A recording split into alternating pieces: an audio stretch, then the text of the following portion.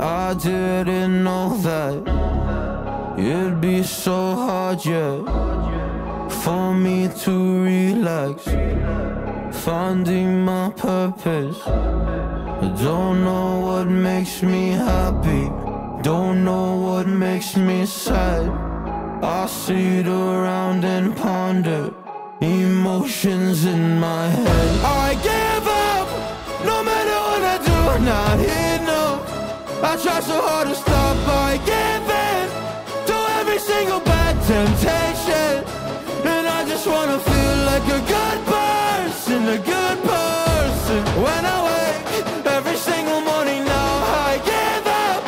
No matter what I do, I give up, I give up.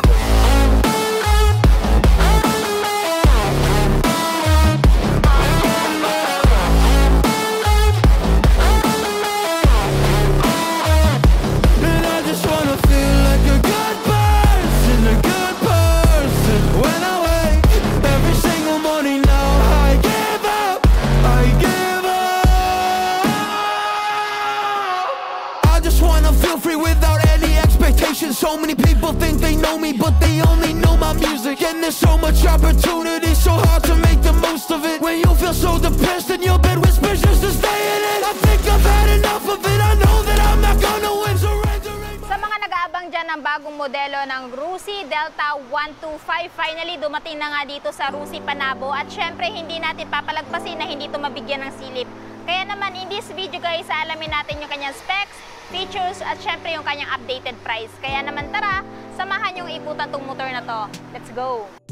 So, nasarapan natin guys itong bagong modelo ng Rusi Delta 125. Kung natatandaan nyo guys, na-review na natin yung older version ito, yung color orange.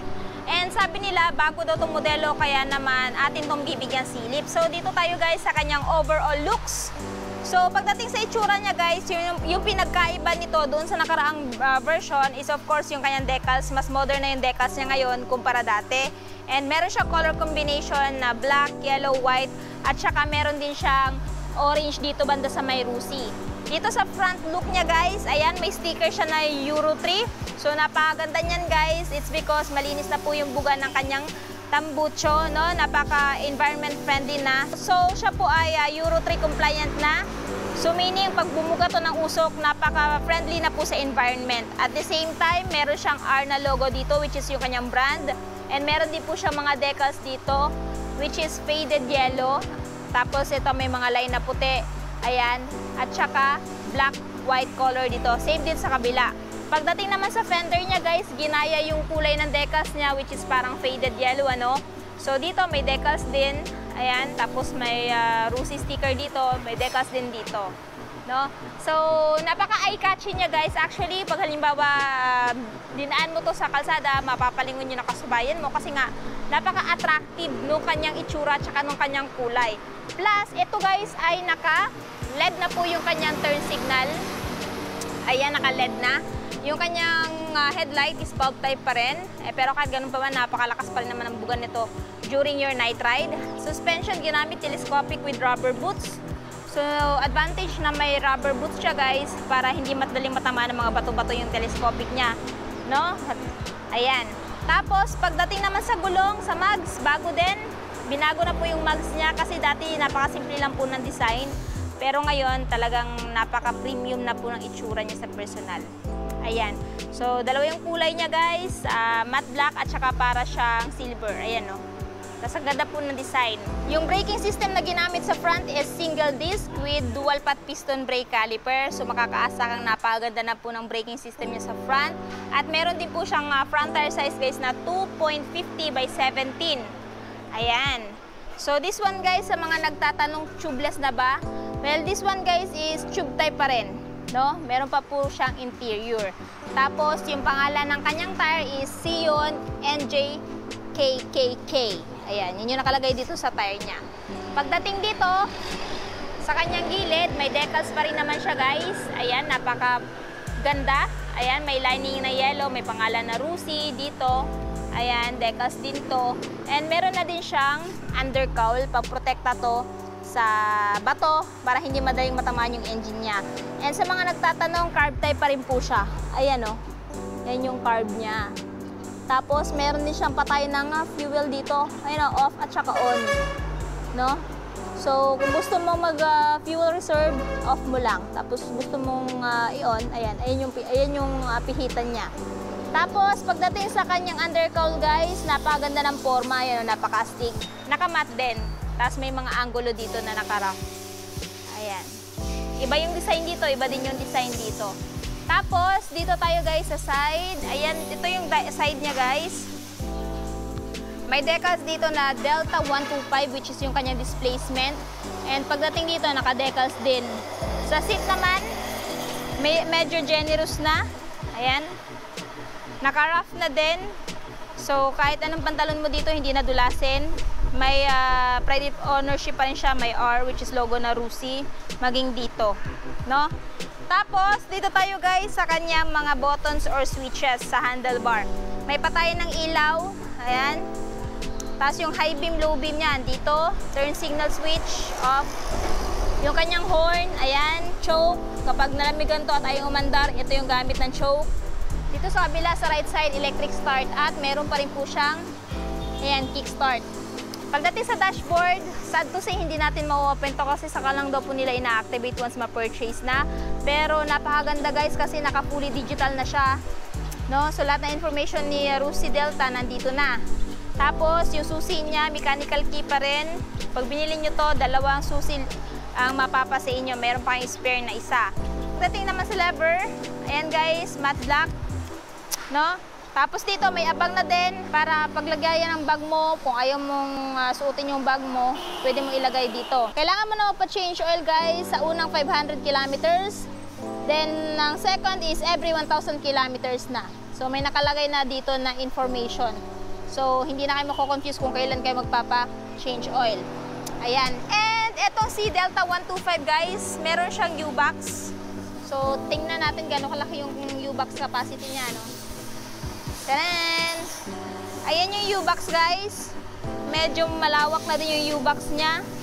Ayan, dito yung lagayan ng baterya. Hindi namin mong problema na mabot ng baha-baha, no? Kasi mataas na yung level niya. Tapos pwede mo paglagay ng raincoat, papers ng motor, mga personal belongings mo pwede ilagay dyan. Fuel tank, ayan. Ito yung fuel tank niya guys. Meron siyang napakagandang grab bar dito na mahahawakan ng angkas mo. If ever ayaw niyang humawak sa'yo, ayan. Meron din pride of ownership. Lahat is mayroong pangalan ni Rusi. Ayan. Tapos, ito yung cambio niya guys. Auto clutch na po ito. No? Side stand, center stand, apakan ng angkas. And nagandahan ako sa forma ng kanyang side fairings guys kasi ginaya na din dito. No? Same na sila ng texture at itsura. Pagdating naman sa chain cover, ganun din. And sa mga nagtatanong, siya po ay ginamitan ng dual shock swing arm suspension sa likod. So maganda na din yung play nito sa mga lubak-lubak. Ayan. And yung tire size naman sa likod guys is 2.75 by 17 tube type, and yung mags, ganun pa rin yung color, dual color, which is parang silver at saka matte black. Tube type pa rin guys. Ayan. Tapos, kung gusto niyo palitan to ng semi-black tire, pwede naman din. Kung gagamitin nyo to na sa mga malulubak na lugar or malubak dyan sa inyo, pwede naman din. Pero kung ayaw nyo naman, well, ayan, hintayin nyo muna mapudpud to, ano. Tapos, dito, ito naman yung taillight niya guys, modern na din, no? Naka-LED na. Turn signal is naka-LED na din, full assembly nga pala siya. So meaning magkasama po yung brake light at saka yung turn signal light. Tapos, ayan, naka-reflector na din for added visibility sa gabi.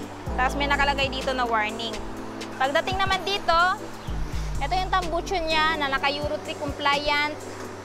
Meron na ding side guard para hindi mapaso ikaw or angkas mo sa tambucho. Kasi napakasakit no, na-try ko na yon, talagang tuklap yung balat mo pag napasok ka dito, no. So, advantage na meron na siyang guard. Ayan. Tapos, apakan ng angkas, yung kickstart, apakan ng driver, at saka yung brake pedal, no. Tapos, ito yung itsura niya sa side. So, ang ganda po nung in-upgrade ni Rusi dito kay Rusi Delta. Mas modern na. Kumbaga, parang ito yung tinatawag nilang XRM ng Rusi. Ayan. Ayan. So, para kanino tong motor na itong motor na to guys ay para sa lahat. Pwede pang araw-araw, pwede din na pang negosyo, depende sa inyo. Pwede nyo din itong gawin pang Grab since marami naman ako nakikita sa Manila na naka-XRM or naka-ganito yung itsura na nagiging Grab. And pwede sa lahat, estudyante, if ever gusto nyo na magmotor or namamahalan na kayo sa pamasahe, pwede nyong i-purchase to since medyo mura tong motor ni Rusi, no? So ngayon, tatalakayin naman natin yung kanyang updated price. So sa mga interested dito sa bagong Rusi Delta 125, ito nga pala guys ay may presyong 48,000 pesos kung bibilhin nyo ng cash, ayan.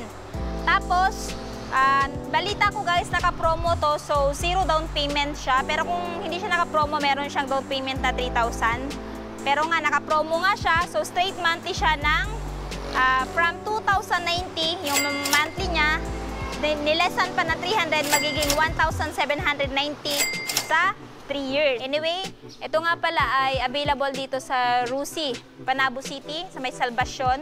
Ayan, along the highway lang siya. So, punta kayo dito guys para makapag-inquire kayo regarding dito sa motor na to. At kung may katanungan pa kayo, i-comment nyo na lang sa baba. Anyway, palagi ko naman binabasa yung comment ninyo. At kung meron pa kayong motor na gusto ipa-feature, i-comment nyo na lang din sa baba guys para maikutan din natin at magawa ng review. So, ayan guys, I hope nagustuhan nyo po itong video na to. At syempre, kung nagustuhan nyo, huwag kalimutan mag-like, subscribe, comment, share, ride safe, and God bless!